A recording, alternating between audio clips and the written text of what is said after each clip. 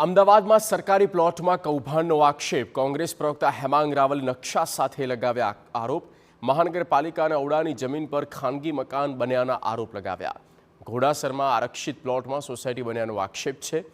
ઔડાની જગ્યા પર shopping complex બન્યાનો દાવો કરવામાં આવ્યો મકાન ધારકોને પ્રોપર્ટી કાર્ડ પણ મળ્યા હોવાનો કોંગ્રેસનો આરોપ છે ગરીબોની જમીન પર જમીન માફિયાઓએ બાંધકામ કર્યું તેવું હેમાંગ રાવલનું કહેવું છે 500 કરોડના પ્લોટનો હેતુ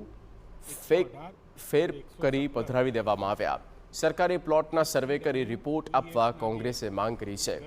આ ઉપરાંત જો તંત્ર કોંગ્રેસની માંગ સ્વીકારી કૌભાંડની યોગ્ય તપાસ નહીં કરે તો પ્રવક્તા હેમાંગ રાવલે કોંગ્રેસ દ્વારા ગરીબોના હકના પ્લોટ માટે હાઈકોર્ટ સુધી લડત આપવાની ચીમકી આપી કોંગ્રેસે માત્ર પ્લોટ ચોરીની જાહેરાત કરીને અમે રોકાવાના નથી જો ગરીબોના પ્લોટ જે છે એ જો આ રીતે ખાઈ જવામાં આવે એમને ચોરી કરી લેવામાં આવે અને એના ઉપર જો પગલાં લેવામાં નહીં આવે અમે સાબિતી સાથે અહીંયા આપેલું છે તો ભવિષ્યની અંદર આ ગરીબ લોકો માટે થઈને હાઈકોર્ટની અંદર PIL કરીને પણ તેમના હક અને અધિકારને બચાવવાનો વિકલ્પ અમારા માટે ખુલ્લો